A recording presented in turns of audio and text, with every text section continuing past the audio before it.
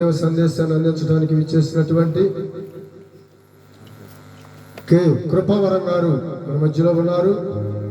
వారు వచ్చి మన ముందున్నటువంటి అమూల్యమైనటువంటి సమయంలో వారు కూడా ఒక 30 నిమిషాలు దైవ సందేశాన్ని అందిస్తారు. కాబట్టి వినే చెవి, గ్రహించే మనస్సు కలిగి దేవుని నామాన్ని మహింపరుస్తూ ఆలకించవలసినదిగా ప్రేమతో కోరుచు ఈ సమయాన్ని మనం వారికి ఇస్తా ఉన్నాం.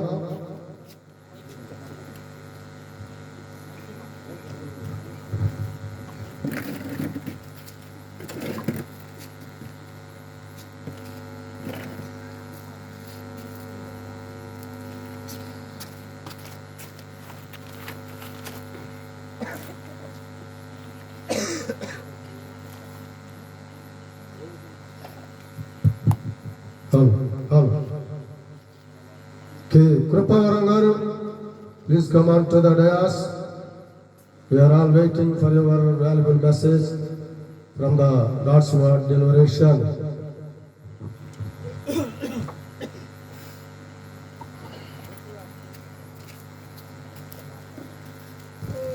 దేవుని నామానికి మహిమ కలుగును గాక.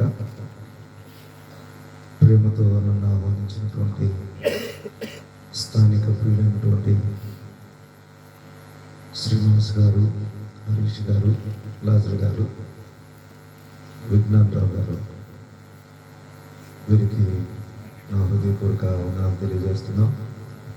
స్థానిక సంఘ పెద్దలు, ప్రియులైన వారికి, కూడి ఉన్న సహోదరులకు, సహోదరులకు ప్రభు పేరిట మీ అందరికీ వందనాలు తెలియజేస్తా ఉన్నా. ఈ చలికి మీ చేతులు 2 దగ్గర పెట్టుకోవడం కంటే వాటిని బయటికి తీసి 2 జోడించి నాకు వందనాలు చెప్తే నేను సంతోషిస్తాను. అందరికీ వేసే నామంలో వందనాలు. మీ స్వరం నాకు ఎంతో ఇంకా సంతోషం. అందరికీ వందనాలు. దేవుని మహాకృప ఈరోజు ఈ రీతిగా మిమ్మల్ని కలుసుకొని మీతో దేవుని వాక్యం పంచుకోవడానికి ప్రభు నాకు కృపను అనుగ్రహించాడు. గడిచిన ఒక 5 దినాల నుండి 29వ తారీఖు నుండి ఉదయం రాత్రిలా స్థానిక సంఘంలో, మా సంఘంలో కూడికలు ఏర్పాటు చేయడం వల్ల కొంత స్వరం తగ్గింది. మీరందరూ కూడా శ్రద్ధగా వింటారని ఆశిస్తా ఉన్నా. ఇంతవరకు దేవుని మాటలు మనం విన్నాం. తప్పిపోయినటువంటి వారి పట్ల దేవుని ప్రేమ ఎంత గొప్పదో మనం చూసాం. నిజంగా యేసయ్య ప్రేమ మనుషుల ప్రేమ వంటిది కాదు, శాశ్వతమైనటువంటి ప్రభు నా మనసులో ఉంచినటువంటి మాటలు కూడా కొన్ని మీ దృష్టికి తీసుకురావాలని ఆశపడుతూ ఉన్నాను. రండి, బైబిల్ గ్రంథంలో మనందరికీ సుపరిచితమైనటువంటి ఒక భక్తుడు, ఆయన పేరు యాకోబు. యాకోబు జీవితంలో నుండి కొన్ని శ్రేష్టమైన, మాదిరికరమైన అనుభవాలు ఈ రాత్రి మనం ధ్యానం చేద్దాం. అయితే యాకోబుని గురించి చెప్పేటప్పుడు మనందరికీ తెలిసింది, యాకోబు అంటేనే మోసగాడు. నేను ఒక ప్రశ్న మీకు వేసి నేను ముందుకు సాగిపోవాలనుకున్నాను. యాకోబుకి ఎన్ని పేర్లు ఉన్నాయి?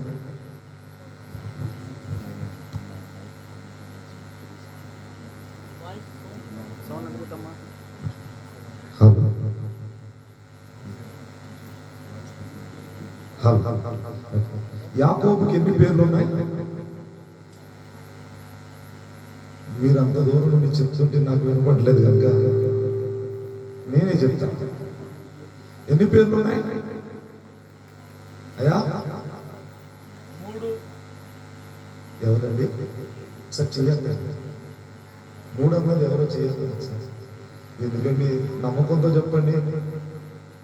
ఎవరు ఇక్కడ ఉన్నవాళ్ళు ఎవరో 3 అన్నారు, వాళ్ళు చెయ్యొద్దని అనా వందన.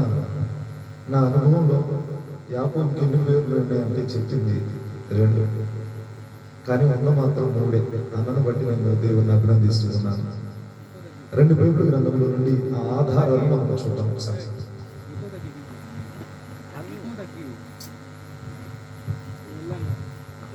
ఆ ఆధారాలు మనం చూద్దాం. ఆదికాండం 25వ అధ్యాయం 26వ వాక్యాన్ని చదువు. ఆదికాండం 25వ అధ్యాయం 26వ వాక్యాన్ని చదువుతున్నాను. జాగ్రత్తగా ఈ మాటలు చూడాలని ప్రభు పేరిట తెలియజేస్తున్నాను. తరువాత అతని సహోదరుడు బయటికి వచ్చినప్పుడు అతని చెయ్యి ఏశావు మడి మీద పట్టుకుని ఉండేను గనుక అతనికి యాకోబు అను పేరు పెట్టబడింది. యాకోబు అనగా అర్థం మోసగాడే. కానీ ఈ పేరు పెట్టింది ఎవరంటే జన్మనిచ్చినటువంటి తల్లిదండ్రులు. మరొక పేరు ఉంది, ఆ పేరును కూడా చూద్దాం. 32వ అధ్యాయం 28వ వాక్యం ప్రకారం ఆది కాండంలోనే 32వ అధ్యాయం 28వ వచ్చిన భాగాన్ని మనం చూద్దాం. అప్పుడు ఆయన, నీవు దేవునితోనూ మనుషులతోనూ పోరాడి గెలిచితివి గనక ఇక మీదట నీ పేరు ఇశ్రాయేలే గాని యాకోబు అనబడదని చెప్పాడు. రెండవ పేరు యాకోబు నుండి ఇశ్రాయేలుగా మార్చబడ్డాడు. ఇశ్రాయేలు అనగా అర్థం దేవుని కుమారుడు. ఈ పేరు పెట్టింది ఎవరు అంటే సృష్టికర్త అయిన దేవుడు. మరొక పేరును కూడా మనం చూద్దాం. ద్వితీయోపదేశకాండం 32వ అధ్యాయం 15వ వాక్యాన్ని చదువుతాం.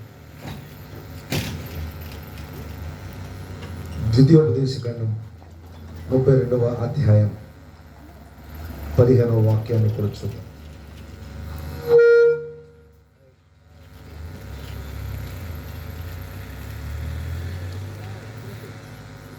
యెషూరును క్రొవ్వినవాడై కాలు జాడించాను.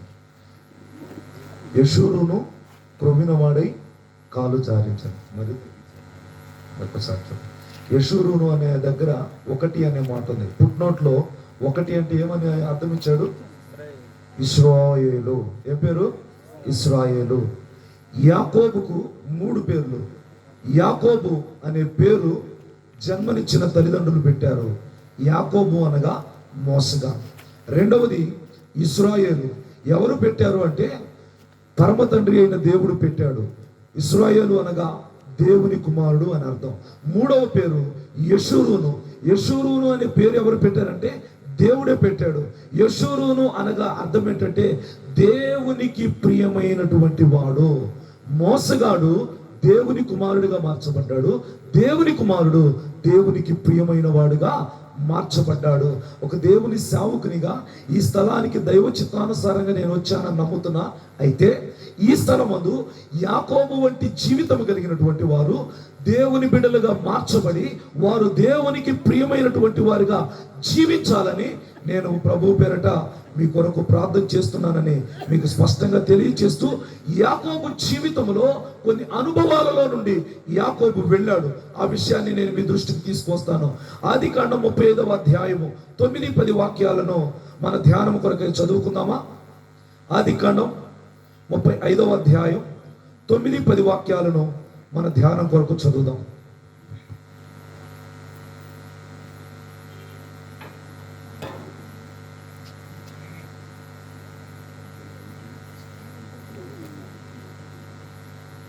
ఎవరైనా చదివి సహాయం చేయగలరా? 35:9-10 నేనే చదువుతున్నా. యాకోబు పద్దనరాము నుండి వచ్చుచుండగా దేవుడు తిరిగి అతనికి ప్రత్యక్షమై అతనిని ఆశీర్వదించెను. అప్పుడు దేవుడు అతనితో, నీ పేరు యాకోబు, ఇక మీదట నీ పేరు యాకోబు అనబడదు, నీ పేరు ఇశ్రాయేలు అని చెప్పి అతనికి ఇశ్రాయేలు అని పేరు పెట్టెను. ప్రభు ఈ మాటలు మన వినికిడిలో దీవించి ఈ రాత్రి మనతో మాట్లాడినట్లుగా చిన్న ప్రార్థన చేద్దాం. ఉన్న పాటని మీరు తలలు వంచండి, కళ్ళు మూయండి, ప్రార్థన చేద్దాం. పరిశుద్ధుడు అయిన ప్రేమ కలిగిన తండ్రి, మీ పరిశుద్ధ ఘనామానికి వందనాలయ్యా, స్తోత్రాలు చెల్లిస్తూ ఉన్నాం.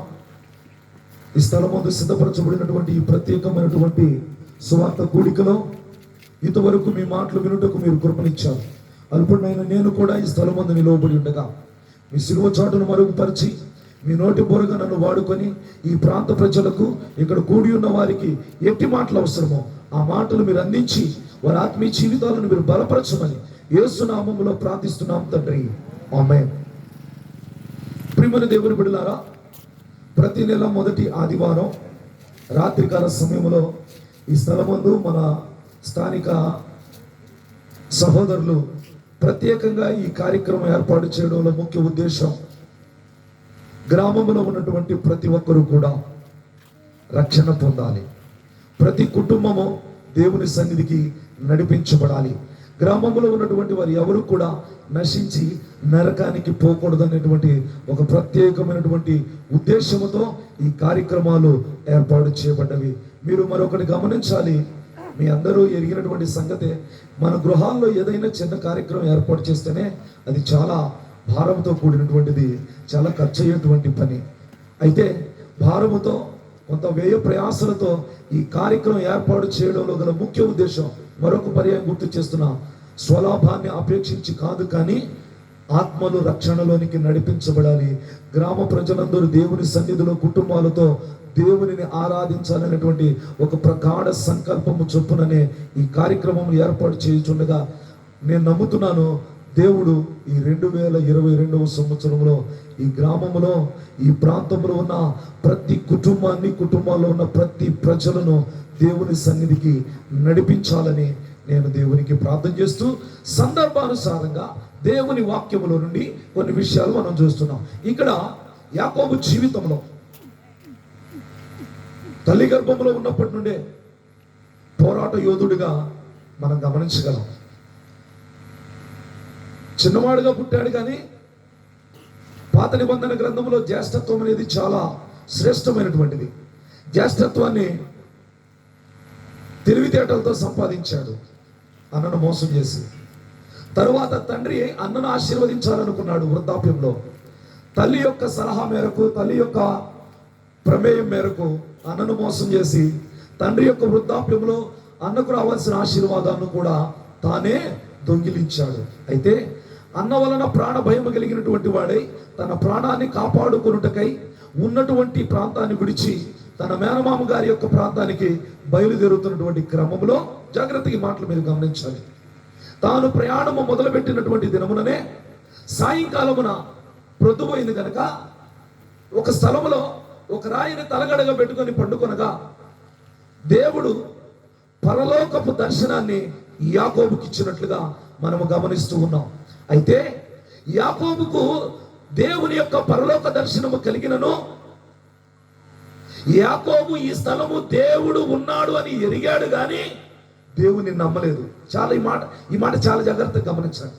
మీలో అనేకులకు కూడా ఈ స్థలమందు దేవుని మందిరం ఉందని మీకు తెలుసు, కానీ దేవునిని ఎరగనటువంటి వారి గ్రామంలో ఎంతో మంది ఉన్నారు.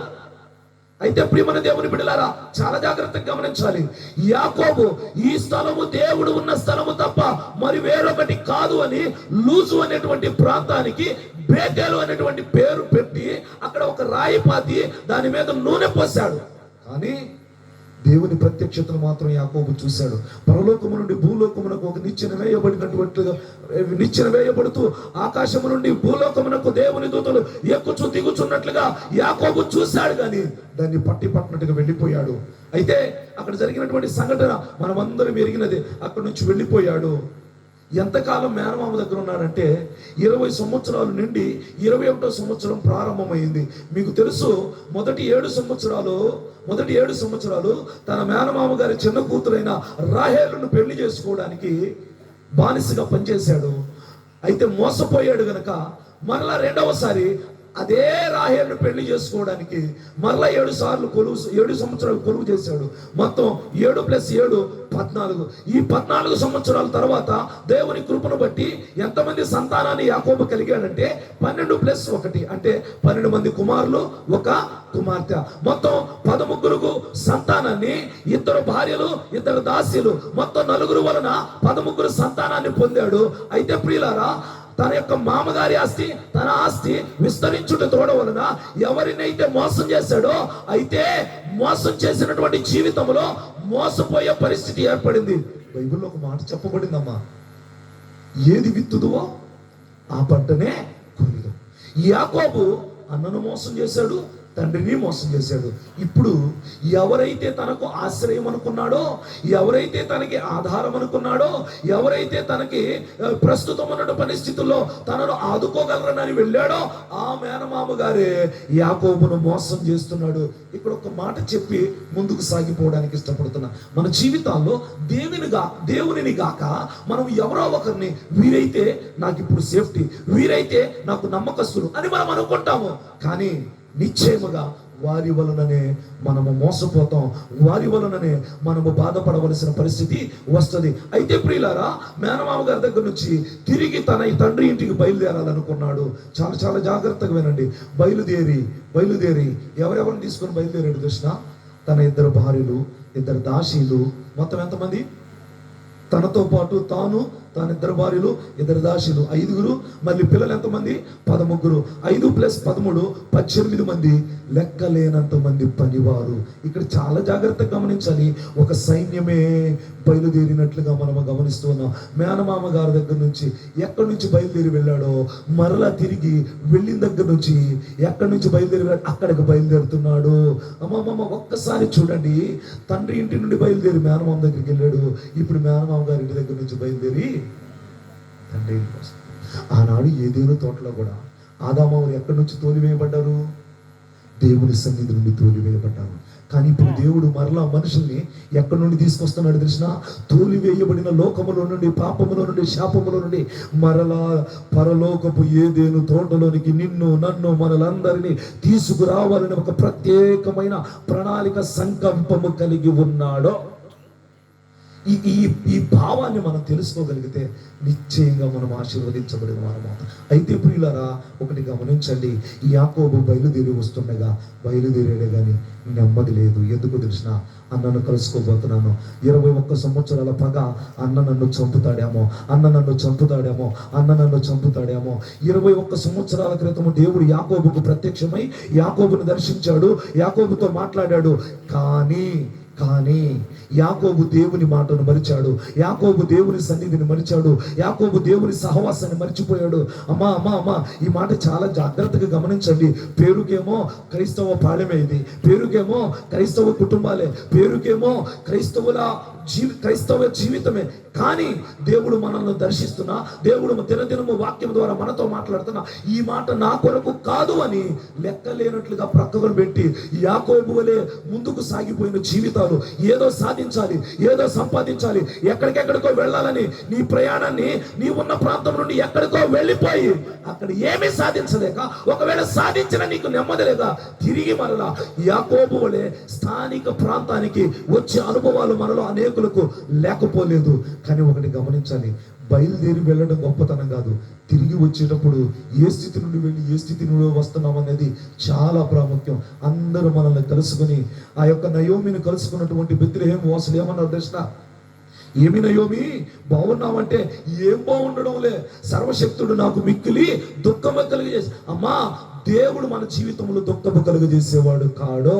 బెత్లెహేములో ఎన్నో కుటుంబాలు ఉన్నాయి, బెత్లెహేములో ఎంతమంది ఉన్నారు. అందరికీ రాని కరువు, అందరికీ రాని కష్టం, అందరికీ రాని సమస్య ఒక్క నయోమి కుటుంబానికి వచ్చిందా?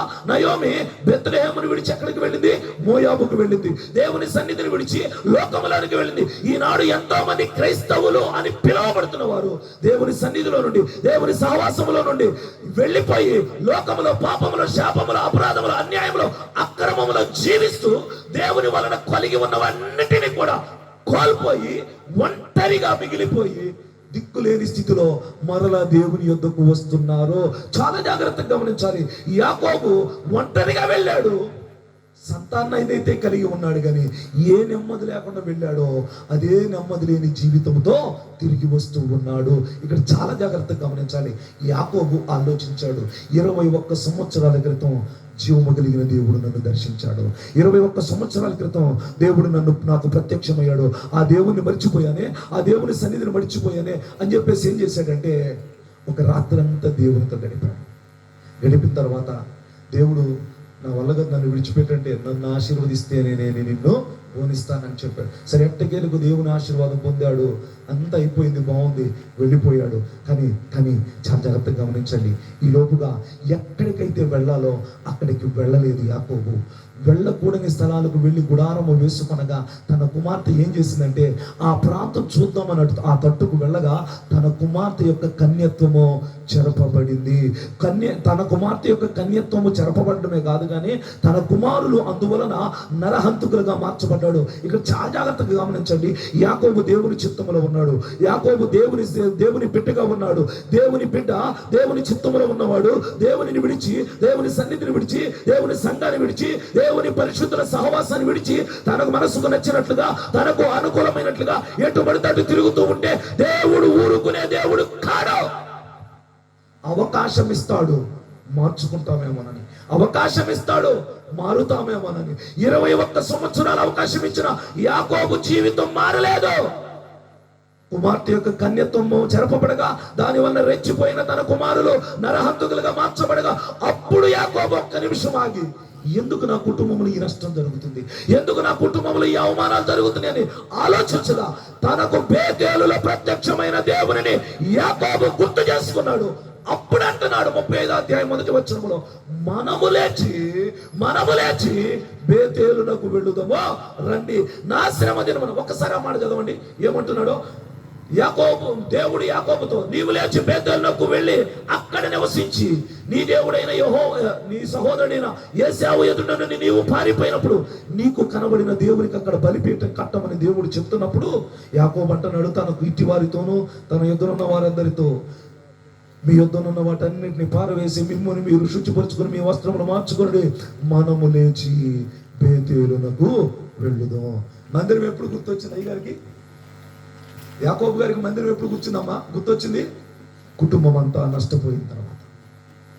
నా ప్రియమైన సహోదరులారా, నా ప్రియమైన సహోదరులారా, నా ప్రియమైన దేవుని బిడ్డలారా, నీ జీవితంలో దుర్దినములలో నీవు జీవిస్తూ ఉండగా పెద్దలు ఒక మాట అంటారు,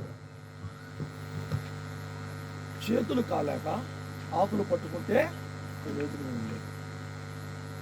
జీవితంలో నష్టం జరిగాక నష్టం జరగకుండా చేసే ప్రయత్నం తర్వాత ప్రయోజనము లేదో. ఇక్కడ యాకోబు ఏం చేశాడు తెలిసిన? జరగాల్సిన నష్టం జరిగాక అప్పుడు ఏం చేస్తాడంటే బేతేలుకు వెళదాం. నిజంగా ఎన్నో కుటుంబాలు నష్టం జరిగిన తర్వాత ఇది ఎందుకు జరిగింది, ఇలా జరగకుండా ఉండే బాబు. దేవుడు 21 సంవత్సరాలు అవకాశం ఇచ్చాడు, యాకోబు మారలేదు. దేవుడు తనను మరలా దర్శించిగా తనతో మాట్లాడగా అప్పుడు అంటున్నాడు. అయితే ప్రియులారా, మనం 9-10 వచనాల్లో చదివామే, ఇక్కడ 3 విషయాలు గమనిస్తున్నాం. ఒక్కసారి అక్కడికి రండి. యాకోబు పద్దనరామునుడు వచ్చుచుండగా దేవుడు తిరిగి అతనికి ప్రత్యక్షమయ్యేను. 21 సంవత్సరాల క్రితము తనకు ప్రత్యక్షమైన దేవుడు తిరిగి మరలా యాకోబుకు ప్రత్యక్షమయ్యాడు. అమ్మా ఇక్కడ ఈ మాట మీరు చాలా జాగ్రత్తగా గమనించండి. దేవాది దేవుడు యాకోబుకు ప్రత్యక్షమయ్యాడు అంటే అర్థం ఏంటో తెలుసిన? యాకోబు దేవుని వెలుగును చూస్తున్నాడు. ఏం చూస్తున్నాడు? దేవుని వెలుగును చూస్తున్నాడు. అంటే వెలుగును చూస్తున్నాడు అంటే ఇప్పుడు అప్పటి వరకు ఎక్కడున్నాడంటే చీకటిలో ఉన్నాడు. 21 సంవత్సరాలు యాకోబు చీకటిలోనే ఉన్నాడు, పాపములోనే ఉన్నాడు. ఈనాడు ఎంతో మంది వెలుతురులో తమ యొక్క కార్యకలాపాలు జరిగించుకున్నట్టు కంటే చీకటిలోనే తమ యొక్క రహస్య కార్యకలాపాలను జరిగిస్తున్నారు. కారణం ఏంటో తెలిసిన?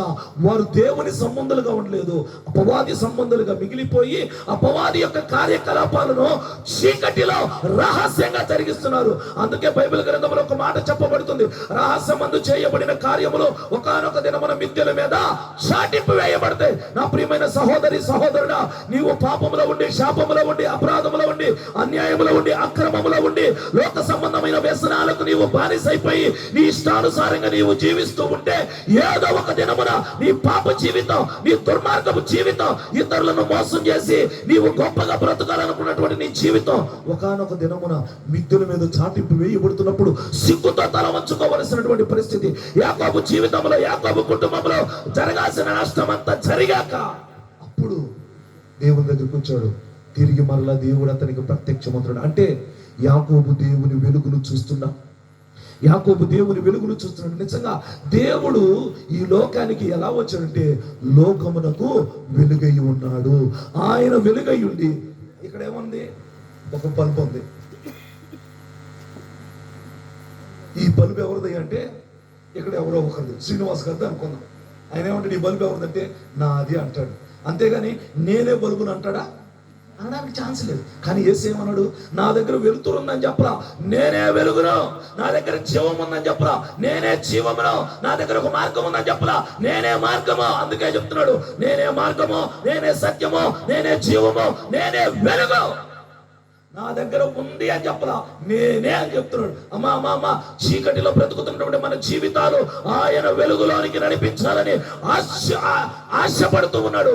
నిజంగా నిజంగా నిజంగా మన ఆశ కలిగిన ప్రాణమును దేవుడు తృప్తిపరచడం కాదు, ఆయన ఆశ కలిగినటువంటి ఆశను మన జీవితాల ద్వారా మనము తీర్చాలని దేవుని వాక్యం చెబుతుంది. ఒకటి యాకోబు దేవుని ప్రత్యక్షతను చూస్తున్నాడు, అనగా దేవుని వెలుగును చూస్తున్నాడు. రెండవది అక్కడ మనం చూస్తున్నాం, ప్రత్యక్షమై అతనిని ఆశీర్వదించను. దేవుడు యాకోబుని ఏం చేస్తాడంట? ఆశీర్వదిస్తాడు. ఏంటి ఆశీర్వాదం? యాకోబు ఒక మాట అన్నాడు, అయ్యా అయ్యా, నా అన్న వల్ల వచ్చిన ఆశీర్వాదం, జ్యేష్ఠత్వపు ఆశీర్వాదం, నా తండ్రి నా అన్నకి ఇవ్వాలనుకున్న ఆశీర్వాదం నేనే దొంగిలించి తీసుకున్నా. కానీ నా తండ్రి ఇచ్చిన ఆశీర్వాదం కానీ, నా అన్న తాకట్టు పెట్టిన ఆశీర్వాదం కానీ నాకు నెమ్మదిని ఇవ్వలేదు. లోకములో ఉన్న వాటి వలన నీకు ఎప్పటికీ నెమ్మది రాదు, కలగనే కలగదు. యెహోవా ఆశీర్వాదం నీ మీద ఉంటే అది ఎన్నటెన్నటికి నీ మీద అలాగే ఉంటుంది. నెమ్మది లేకుండా విస్తారమైన ధనము సంపాదించడం వలన ఏమైనా ప్రయోజనం ఉందంటే ఏమి ప్రయోజనం లేదు. ఈ సంగతి తెలుసుకుని యాకోబు దేవుని దగ్గరికి వచ్చి, నీవు నన్ను ఆశీర్వదించు, నీవు నన్ను ఆశీర్వదించు అంటే అర్థం ఏంటో తెలిసిన? యాకోబు దేవుని ఆశీర్వాదాలను కోరుకుంటున్నాడు. అంటే యాకోబు చెప్తున్న మాట ఏంటో తెలిసిన? అయ్యా, నీ చెయ్యి నా మీదకి రావాలి. అప్పటి వరకు తండ్రి చెయ్యి రావడానికి అన్నను మోసం చేశాడు. కానీ ఇప్పుడేమన్నాడు తెలిసిన? నాకు జన్మనిచ్చిన తండ్రి చెయ్యి కాదు నా మీదకి రావాల్సింది, నా పరలోకపు తండ్రి దేవుడవైన నీ హస్తము నా మీదకి రావాలి. ఒకటి దేవుడు ప్రత్యక్షమయ్యాడు అనగా దేవుని వెలుగును చూశాడు. రెండవది దేవుడే అతన్ని ఆశీర్వదించాడు అనగా దేవుని యొక్క దక్షిణ హస్తము యాకోబు మీదకి వచ్చింది.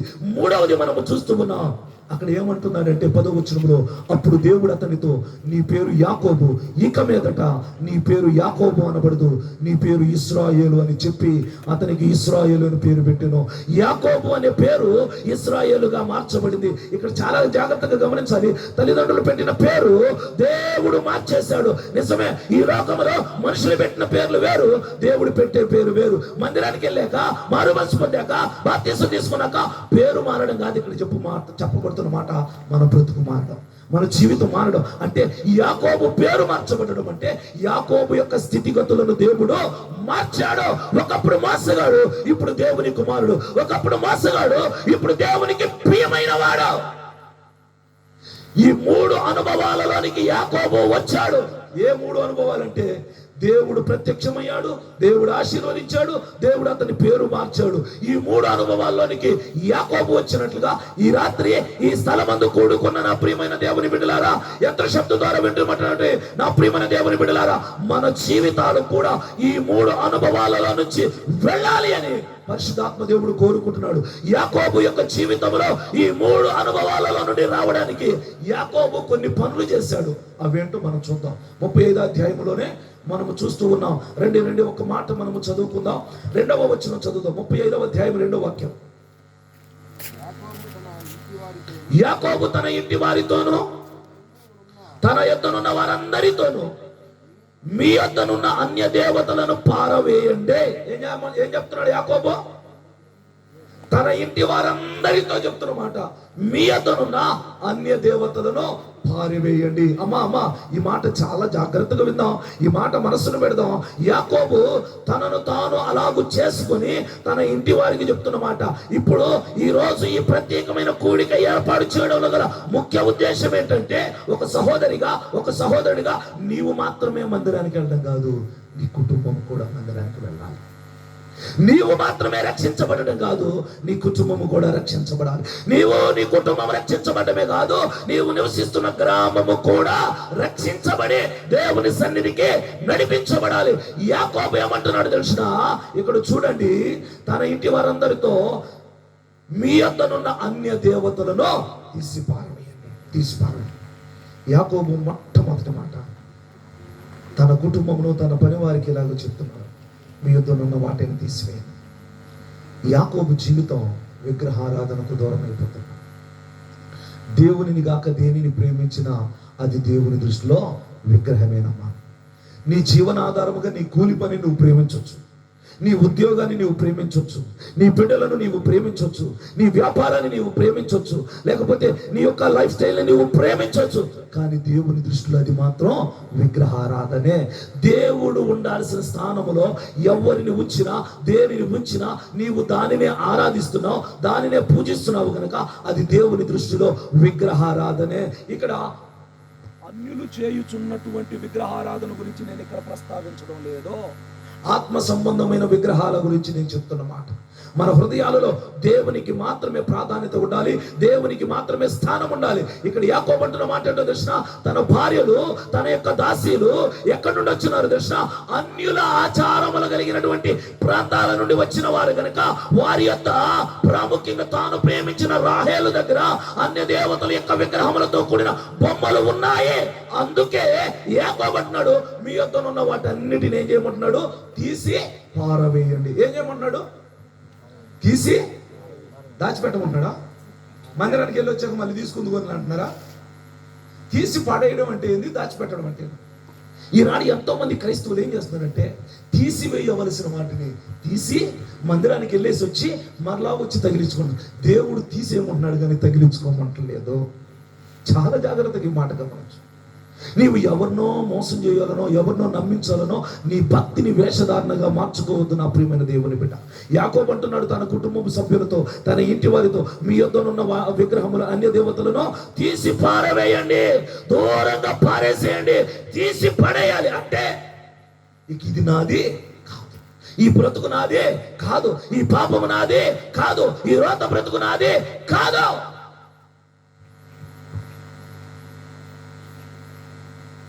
సందర్భం వచ్చింది కనుక మీకు ఒక మాట చెప్పి నేను ముందుకు సాగిపోతున్నాను. ఈ గ్రామానికి కోడలుగా వచ్చిన నా సహోదరి భాగ్యం అండి, నా గురించి చాలా తెలుసు. తనకి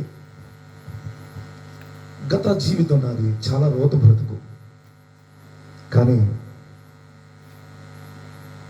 దేవుని సేవకుని కుటుంబంలో పుట్టి, మా తాతయ్య గారి సేవకుడు, మా తండ్రి గారి సేవకుడు, మాది ప్రక్కనే ఉన్న తిమర్తిపాడు మా పితరుల యొక్క గ్రామం. చాలా జాగ్రత్తగా గమనించండి. సేవకుని కుమారుని అయ్యుండి కూడా రోత జీవితం, తల్లిదండ్రులకు మచ్చ తీసుకొచ్చేటువంటి జీవితం. కానీ నేను చేసిన తప్పును సరి చేసుకోవడానికి చాలా సమయం పట్టింది. నేను అనేక సమయాల్లో స్థానిక సంఘంలో నేను ఈ సాక్ష్యాన్ని పంచుకుంటూ ఉండేవాడిని. ఎక్కడైతే నా సాక్ష్యాన్ని నేను కోల్పోయానో ఆ స్థలమందు విరివిగా దేవుని వాక్యం చెప్పడానికి దేవుడు నాకు కృపనిచ్చాడంటే, తీసి పారవేయవలసిన వాటిని నేను తీసి పారవేసినప్పుడే నేను దేవుని సువార్త అధికంగా ప్రకటించగలను. లేదు తీసి పక్కన పెట్టేసి కుటుంబ సభ్యులను, బంధువులను, రక్త సంబంధికులను, స్థానిక సంఘ ప్రజలను, గ్రామస్తులను నమ్మించాలనుకుంటే నా వేషధారణ భక్తి ఎక్కువ కాలం సాగదు. సేవకులకు తెలియకుండా, సంఘ పెద్దలకు తెలియకుండా, సంఘములో మనకు ప్రియులైన వారికి తెలియకుండా ఏదో నేను దాచిపెట్టి పాపం చేస్తాననుకుంటే దురాశ గర్భమును ధరించి పాపమును కనుక పాపము పరిపక్వమై మరణానికి దారితీస్తుంది. అలాంటి ఆత్మీయ మరణానికి దారితీసేటువంటి పాపము ఏదైతే నిన్ను ఏలుబడి చేస్తుందో యేసు నామములో ఈ రాత్రి ఆ పాపాన్ని మనము తీసి దూరముగా పారవేయాలి. ఎప్పుడైతే పాపాన్ని తీసి పారవేస్తామో అప్పుడే మనము ప్రభువుకు దగ్గరగా రాగలం. పాపాన్ని తీసి పడేయకుండా, పాపాన్ని తీసి పక్కన పెట్టి మళ్ళీ రాగానే తగిలించుకున్నాం అనుకో దేవునికి దగ్గరగా ఉండలేవు. దేవుడు ఒక మాట అంటాడు, నేను పరిశుద్ధుడను గనక మీరును పరిశుద్ధులైన. పరిశుద్ధుడైన దేవునిని ప్రజలు సమీపించాలంటే వారు కూడా పరిశుద్ధులై ఉండాలి. దేవుని దగ్గరకు వెళ్ళాలి అంటే మోషే పరిశుద్ధపరచబడిన వాడై వెళ్ళాలి. మోషే అన్నాడు, అయ్యా నిన్ను చూడాలనుకుంటున్నానంటే నీ వల్ల కాదు మోషే అన్నాడు. కారణం ఏంటో తెలిసిన, మానవుని యొక్క దేహములో ఏదో ఒక పొరపాటు, ఏదో ఒక తప్పిదమో ఉంటుంది. అంటే పరిశుద్ధుడైన దేవుని సమీపించుటకు ప్రతి ఒక్కరికి పరిశుద్ధత కావాలి. అలా కావాలంటే ఆత్మ సంబంధమైన దేవునికి వ్యతిరేకమైన ఆయాసకరమైన విగ్రహాలన్నింటినీ తీసివేయాలి. మీరు ఇళ్ళకి వెళ్ళిన తర్వాత ఈ మాట మరిచిపోకుండా చదువుకోండి. ఇర్మియా గ్రంథం 3వ అధ్యాయము 1 నుంచి 10 వచనాల వరకు గమనిస్తే ఇశ్రాయేలీయుల గురించి చెప్తున్న మాట, యూదా వారి గురించి చెప్తున్న మాట ఏంటో తెలిసిన, వారు దేవునికి బహు దుఃఖాన్ని బహు ఆయాసాన్ని కలిగించారు. దేవుడు ఇశ్రాయేలీయులు ఏమన్నాడంటే ద్రోహులు అన్నాడు, యూదులను ఏమన్నాడంటే యోధావాన్ని విశ్వాసఘాతకులు అంటున్నారు. వాస్తవానికి అక్కడ చెప్పబడిన సందర్భాన్ని మీరు మరలా చెప్తున్నా, గృహాలకు వెళ్ళి ఒక్కసారి ధ్యానించండి. దేవుడు వారిని నమ్మాడు. దాన్ని ఎట్లా సాదృశ్యంగా చెప్పాడంటే, ఒక పురుషుడు ఒక స్త్రీని వివాహం చేసుకుని తన భార్యగా స్వీకరించాక ఆమె పరపురుషునితో లైంగిక సంబంధమైనటువంటి అక్రమ సంబంధాన్ని కలిగి ఉంటే ఏ పురుషుడైనా తిరిగి తన భార్యను తన దగ్గరికి చేర్చుకుంటాడా? చేర్చుకోవడానికి ఇష్టపడతాడంటే ఎంత మాత్రం ఇష్టపడ్డు. అలాగనే ఈనాడు దేవుని బిడ్డలను పడుతున్నటువంటి ఇశ్రాయేలీయులు దేవునిని విడిచి, దేవుని సన్నిధిని విడిచి, దేవుని సహవాసాన్ని విడిచి, దేవునికి ఆయాసకరమైనటువంటి ఆత్మ సంబంధమైన విగ్రహాలను ఆరాధిస్తూ ఉండగా దేవుడు వేదన పడుతున్నాడు. దేవుడు కలత చెందుతూ కూడా ఏమన్నాడు కృష్ణ, నేను మిమ్మల్ని క్షమిస్తా, నా దగ్గరికి రండి. ఎంత ప్రేమ కలిగింది దేవుడు.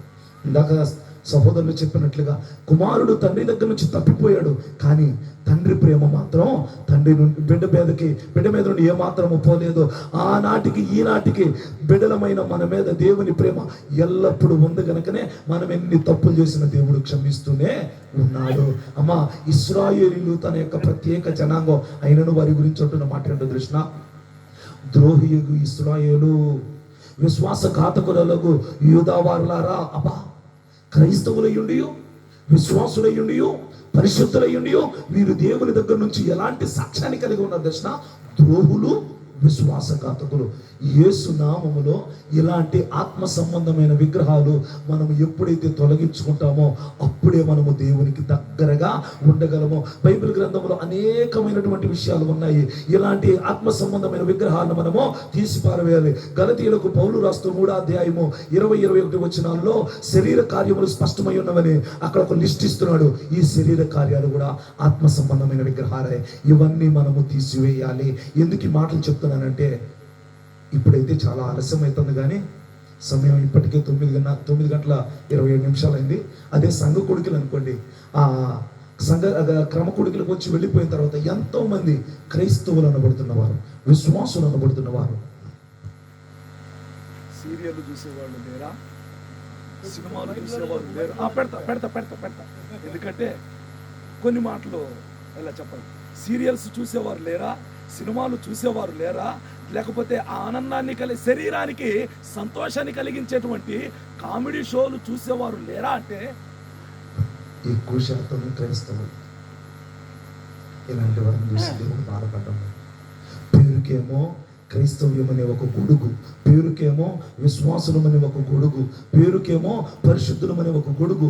చిన్న శ్రమ రాగానే, చిన్న శ్రమను పడుతున్న వర్షం రాగానే, గాలి రాగానే ఏమైపోతుంది? ఈ గొడుగు ఎగిరిపోతుంది.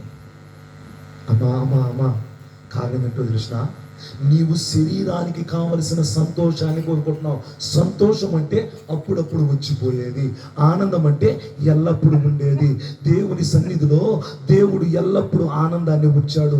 మన జీవితాలు ఆనందమయముగా ఉండాలి అంటే, మన కుటుంబాలు ఆనందమయముగా ఉండాలంటే ఆత్మ సంబంధమైన విగ్రహాలను ఆరాధించక వాటన్నిటిని తీసి పారవేసి, యేసే దేవుడు, ఆయనే రక్షకుడు, ఆయనే నిజమైన దేవుడు, ఆయనే నా విమోచకుడు, ఆయనే నా సజీవుడు, ఆయనే నా ప్రాణదాత అని నీవు నమ్మగలిగితే నీకు నిశ్చయంగా విమోచన, విడుదల కలుగుతుంది. యాకోబు తన కుటుంబానికి చెప్తున్నాడు, మీ యొద్దనున్న అన్ని దేవతలను తీసి పారవేయండి. దేవునికి ఆయాసమైన కార్యాలు ఏమున్నాయో వాటన్నిటి తీసివేయండి. ఇంకొక మాట చెప్పాలంటే 15వ కీర్తన 3వ చరణంలో అంటుంది, ఇతరులకు కీడు చేయడం, ఇతరులను మోసం చేయడం కూడా దేవుని దృష్టిలో విగ్రహారాధన క్రిందే తీసుకురాబడుతుంది. అమ్మా క్రైస్తవులమయ్యుండి ఇలాంటి కార్యాలు ఒకవేళ మనలో ఉంటే ఈ నూతన సంవత్సరంలో మనము సరిచేయబడాలి, మనము క్షమించబడాలి. ఈ పాపములన్నిటిని మనం విడిచిపెట్టాలి. అందుకే యాకోబు అన్నాడు, మీ యొద్దనున్న వాటిని తీసివేయండి. నంబర్ 1. రెండవ మాట ఏమంటున్నాడు చూడండి, అక్కడనే మీ యొద్దనున్న అన్య దేవతలను తీసి పారవేసి మిమ్మును మీరు శుచిపరుచుకునుడి, మిమ్మును మీరు శుభ్రం చేసుకోండి, మిమ్మల్ని మీరు శుద్ధి చేసుకోండి, మిమ్మల్ని మీరు పరిశుద్ధపరచుకోండి, మిమ్మల్ని మీరు పవిత్రపరచుకోండి. అమ్మా, పరిశుద్ధుడైన దేవుడు ఆయన సన్నిధికి వచ్చే వారికి చెప్తున్న మాట ఏంటో తెలుసా? 1, దేవునికి ఆయాసకరమైనవి ఏవైతే మీలో ఉన్నాయో వాటిని తీసి పారవేసి మిమ్ములను మీరు వాక్యము ద్వారా, ప్రార్థన ద్వారా, ఆత్మీయ జీవితము ద్వారా, వాక్య ధ్యానము ద్వారా మిమ్ములను మీరు శుద్ధి చేసుకోండి. ఎక్కడికి బయలుదేరుతున్నా స్నానం చేస్తామే, దేవుని దగ్గరికి వెళ్ళేటప్పుడు కూడా మన హృదయానికి శుద్ధీకరణ చాలా అవసరం. హృదయ శుద్ధి లేకుండా ఎవడు దేవుణ్ణి చూడలేడు, దేవుని చేరలేడు. నేను మందిరానికి వెళ్తున్నాను, నేను దేవుని సన్నిధిలో పాడుతున్నాను, ప్రార్థిస్తున్నాను, విజ్ఞాపన చేస్తున్నాను, లేకపోతే పరిచర్య చేస్తున్నాననే ఒక ఆలోచన నీకు ఉండొచ్చు. కానీ హృదయ శుద్ధి లేకుండా నీవు ఎక్కడకు సమీపించిన దేవుని సన్నిధిలో అది దేవునికి ఇష్టమైంది కాదు కాదు కాదు. ఇక్కడ అందుకే యాకోబు అంటున్నాడు, మిమ్ములను మీరు శుచిపరచుకుని, మిమ్ములను మీరు శుభ్రపరచుకుని. పరిశుభ్రత బాహ్యానికి సంబంధించిందైతే పరిశుభ్రత ఆత్మకు సంబంధించింది. పరిశుభ్రత వేరు, పరిశుద్ధత వేరు. పంచాయతీ వారు వచ్చి చేసేదేమో పరిశుభ్రత, దేవుడు చేసేదేమో పరిశుద్ధత. మనుషులు ఇంటిని పరిశుభ్రపరచుకుంటున్నారు, ఒంటిని పరిశుభ్రపరచుకుంటున్నారు, ఊరును పరిశుభ్రపరచుకుంటున్నారు. దేశం కూడా, గవర్నమెంట్ కూడా ఏం చెప్తుంది? స్వచ్ఛ భారత్ అని చెప్తుంది. ఊర్లు, వాడలు, పల్లెలు, పట్టణాలు శుభ్రంగా ఉండాలని చెప్తుంటే బైబిల్ ఏం చెప్తుందో తెలిసిన? అబ్బాయి, ముందు నీ హృదయం శుభ్రంగా ఉండాలి, నీ బ్రతుకు శుభ్రంగా ఉండాలి. మనుషులు పై రూపాన్ని మాత్రమే చూస్తారు, పై శుద్ధీకరణ మాత్రమే చూస్తారు. దేవుడు మాత్రం హృదయాంతరంగాన్ని చూస్తాడు. అంతరంగంలో ఉన్నటువంటి ప్రతి పాపాన్ని చూస్తున్నాడు దేవుడు. మనుషుల కళ్ళు కప్పిన దేవుని కళ్ళు ఈ రాత్రి నువ్వు కప్పలేవు. ఏదో మన సహోదరులు కదా, మన పిల్లలు కదా, మన ఊరోళ్ళు కదా ప్రార్థన పెట్టారు, ఎవరో పక్కూరు నుంచి వస్తున్నారు అంటే కనుక నీవు పాల్గొంటే అది నీకు క్షేమము కాదు, అది నీకు ఆశీర్వాదము కాదు. అమ్మా, తల్లి, అయ్యా, ఒక్క మాట గమనించండి. యాకోబుకు ప్రత్యక్షమైన దేవుడు ఈ రోజు నీకు కూడా ప్రత్యక్షం అవడానికి సిద్ధంగా ఉన్నాడు. యాకోబును ఆశీర్వదించిన దేవుడు ఈ రోజు నిన్ను కూడా ఆశీర్వదించడానికి సమీపంగా ఉన్నాడు. యాకోబు జీవితాన్ని మార్చిన దేవుడు ఈ రాత్రి నీ జీవితాన్ని కూడా మార్చడానికి సిద్ధంగా ఉన్నాడు. అయితే యాకోబు ఏం చేశాడో అది మనం చేయడానికి సిద్ధంగా ఉన్నామా? యాకోబు కుటుంబానికి చెప్పాడు, తాను చేశాడు. ఉన్న దేవునికి వ్యతిరేకమైన విగ్రహాలంతటిని తీసివేశాడు. రెండవది, తమ్మును తాము ఏం చేసుకోమంటున్నాడు?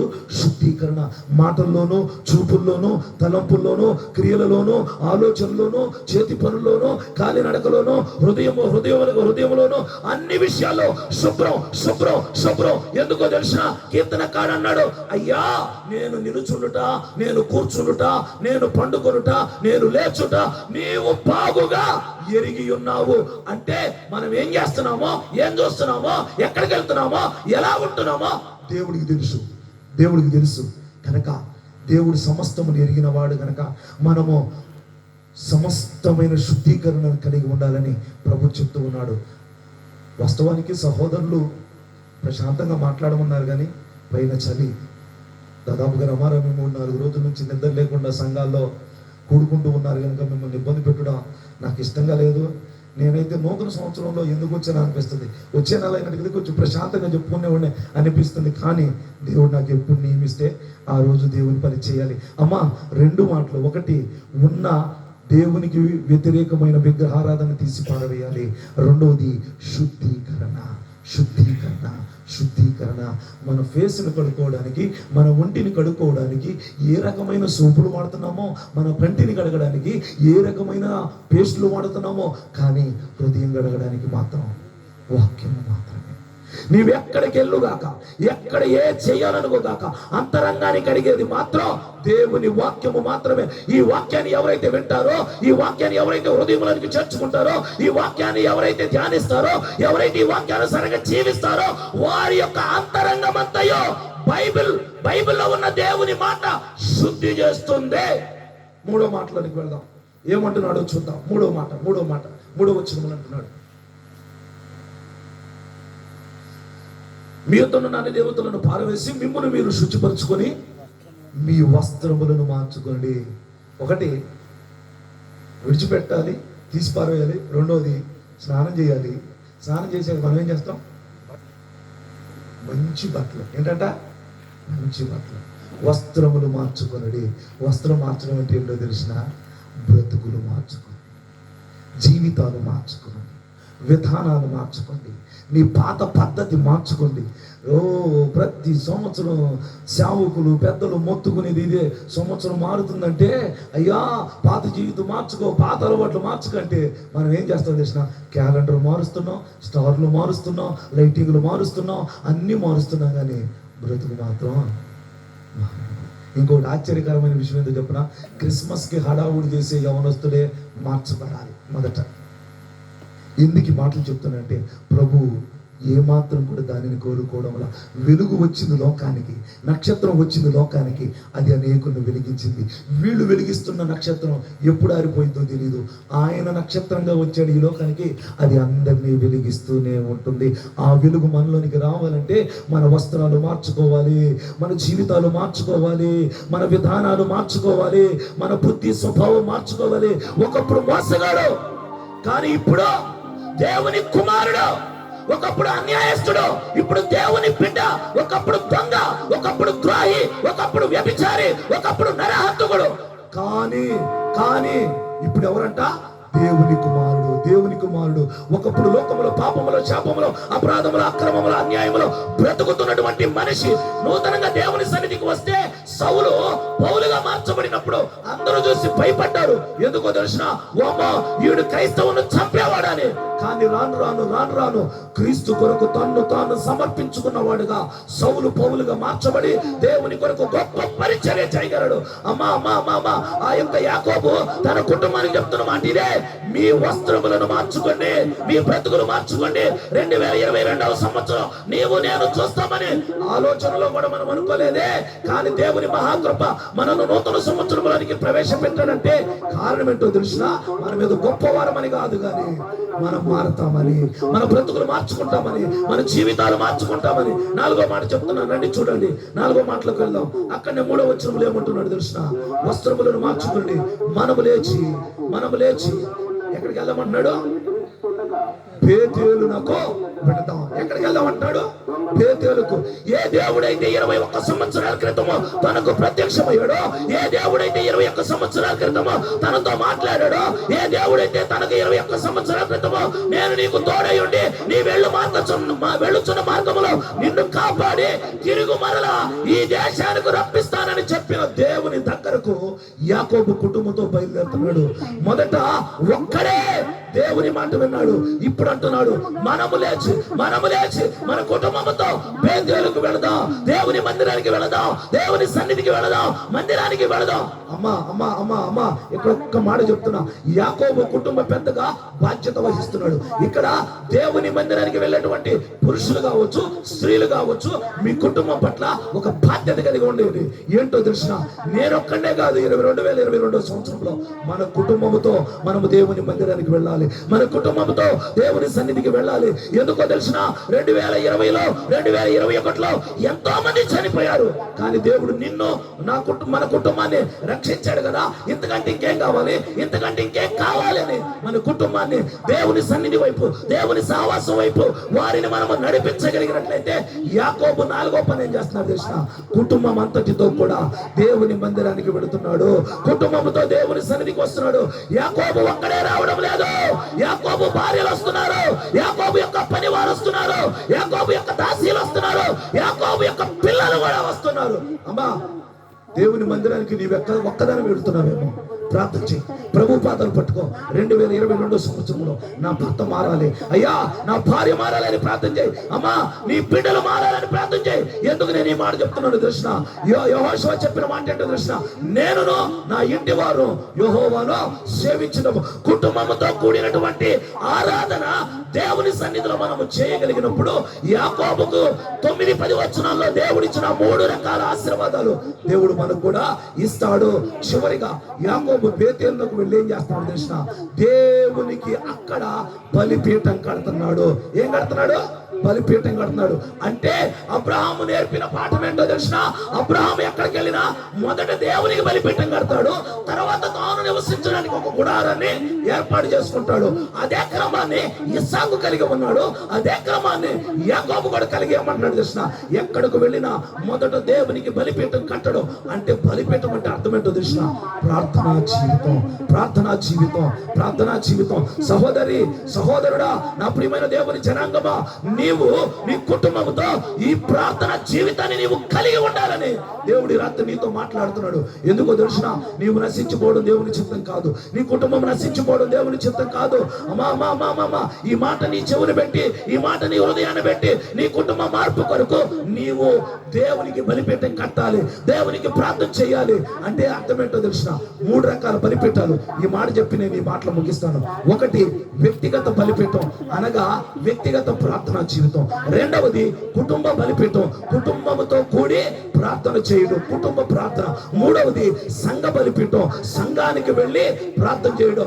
వ్యక్తిగత బలిపీఠం, కుటుంబ బలిపీఠం, సంఘ బలిపీఠం, ఈ 3 రకాల ప్రార్థనా జీవితాలు మనము కలిగి ఉన్నప్పుడు యాకోబుకు దేవుని ప్రత్యక్షత వచ్చింది. అనగా యాకోబు దేవుని వెలుగును చూశాడు, యాకోబును దేవుడు ఆశీర్వదించాడు, అనగా యాకోబు మీదకి దేవుని హస్తము వచ్చింది. యాకోబు యొక్క పేరు మార్చబడింది ఇశ్రాయేలుగా. అనగా ఒకప్పుడు పాత బ్రతుకు, రోత బ్రతుకు, ఇప్పుడు నూతనమైన మనసు. ఎవడైనా క్రీస్తునందున్న ఎడలవాడు నూతన సృష్టి, పాతవి గతించును, ఇదిగో సమస్తము క్రొత్తవాయను. ఈ 2022 జనవరి 2వ తారీఖున మన బ్రతుకులు నూతన పరచబడాలని, మన జీవితాలు నూతన పరచబడాలని, మన యొక్క బుద్ధి స్వభావాలు మార్చబడాలని దేవుడు ఆశిస్తూ ఈ సందేశం నీకు ఇస్తూ ఉండగా, యాకోబు వలె, యాకోబు కుటుంబం వలె మనము మార్చబడి మన కుటుంబాల మార్పు కొరకు ప్రార్థన చేసి, యాకోబు కుటుంబం ఏ రీతిగా తనకు ప్రత్యక్షమైన దేవునికి బేతేలునకు వెళ్ళాడో, మనము కూడా స్థానిక సంఘముగా దేవుడు మనకిచ్చిన ఈ సంఘములోనికి కుటుంబాలతో సహా 2022లో వెళ్ళి మనము మారుదాం, మన కుటుంబాన్ని మార్చుకుందాం, మన గ్రామాన్ని మార్చుకుందాం. సకల ప్రజలు పరిశుద్ధులుగా మార్చబడి ఈ లోకంలో కలిసి ఉన్నట్టుగానే ప్రభు రాకడలో కలిసి ఎత్తబడి ప్రభు యొక్క రాజ్యంలో కలిసి ఉంటూ నిత్యానందాన్ని, నిత్య సంతోషాన్ని దేవుడు మనకు, మన కుటుంబాలకు, మన సంఘానికి, మన గ్రామానికి అనుగ్రహించి ఏర్పాటు చేస్తున్న ఈ పరిచర్య ప్రభు రాకడ వరకు నిరాటంకముగా కొనసాగించబడుటకు ప్రభువే సహాయము చేసి నడిపించును కాక. ఆమె తల్ల వచ్చుదాం, కళ్ళు ముద్దాం. దయచేసి అందరం లేచి నిలబడదాం. ఒక్క 2 నిమిషాలు ప్రభు సన్నిధిలో చిన్న తీర్మానానికి వద్దామా. గడిచిన నీ గతకాల జీవితం ఎలా ఉందో నాకు తెలియదమ్మా, గడిచిన నీ బ్రతుకు ఎలా ఉందో నాకు తెలియదమ్మా. కానీ ప్రభు నీతో మాట్లాడిన ఈ మాటను బట్టి ఒక్కసారి నీ హృదయాన్ని పరీక్షించుకో. ఒక్కసారి ఒక తీర్మానానికి రా. ప్రభువా, యాకోబును మార్చిన దేవా నన్ను కూడా మార్చండి. యాకోబును దర్శించిన దేవా నన్ను కూడా దర్శించండి. యాకోబు బ్రతుకును మార్చిన దేవా నా బ్రతుకును కూడా మార్చండి. యాకోబు కుటుంబంతో ఏ రీతిగా నీ సన్నిధికి వచ్చాడో నేను కూడా నా కుటుంబంతో దేవుని సన్నిధికి రావాలని ఆశిస్తున్నానయ్యా అన్నవారు మీ కుడి హస్తాలు పైకెత్తి చూపించండి. అమ్మా, ఒకటి వ్యక్తిగత యొక్క తీర్మానము, రెండవది కుటుంబాన్ని దేవుని సన్నిధికి నడిపించుకోవాలనే తీర్మానము కలిగిన వారు మీ కుడి హస్తాల పైకెత్తి చూపించండి. మారు మనసు పొందాలి, ప్రభువుని రక్షకునిగా అంగీకరించాలనుకున్న వారు, కుటుంబాలు మార్పు చెందాలి, కుటుంబాలు రక్షించబడాలి, కుటుంబాలతో దేవుని సన్నిధికి నడిపించబడాలి. చేతులు ఎత్తబడటం లేదంటే నీకు కుటుంబాలతో దేవుని సన్నిధికి రావాలన్న ఆశ లేదా? తల్లి తల్లి తల్లి, ఒక్కసారి నేను బలవంతంగా నీ చెయ్యెత్తించట్లేదు. నీకు ఆ భారం ఉంటే, నీ కుటుంబంతో దేవుని సన్నిధికి వెళ్ళాలన్న ఆశ నీకుంటే, నీ భర్త మారాలన్న ఆశ నీకుంటే, నీ బిడ్డలు మారాలన్న ఆశ నీకుంటే, నీ ప్రాంత ప్రజలు మారాలన్న ఆశ నీకుంటే నీ కుడి హస్తాన్ని పైకెత్తి ఒక్కసారి మాట చెప్పు. ఒక్కసారి మాట ప్రభుత్వం చెప్పు. నా బ్రతుకును మార్చండి, నా జీవితాన్ని మార్చండి, నా పద్ధతులను మార్చండి, నా కుటుంబ సభ్యులను మీరు మార్చండి అయ్యా. నశించి నరకానికి పోతున్నటువంటి నా కుటుంబం నీ సన్నిధికి రావాలి, నీ మందిరానికి రావాలి, వారి బ్రతుకులు మార్చబడాలి. యాకోబు మార్చబడినట్లుగా నేను మార్చబడాలి, యాకోబు కుటుంబము మార్చబడినట్లుగా ఈ రాత్రి నా కుటుంబము మార్చబడాలయ్యా. అట్టి కృపతో నన్ను, నా కుటుంబాన్ని నింపయ్యా. ఒక తీర్మానముతో ఈ రాత్రి మనము దేవుని సన్నిధి నుండి తిరిగి వెళుదాముగా. ఈ తీర్మానాన్ని బట్టి ప్రభు సన్నిధిలో ప్రార్థించేద్దాం. నన్ను మార్చండి, నా కుటుంబాన్ని మార్చండి, నన్ను మార్చండి, నా కుటుంబాన్ని మార్చండి. తీర్మానం అనేది దేవునికి ఇష్టమైనటువంటి పని. ఈ తీర్మానమే కనుక ఎవరు చేతులు దించొద్దు. తీర్మానం చేసేవారు మీ చేతులు దించొద్దు.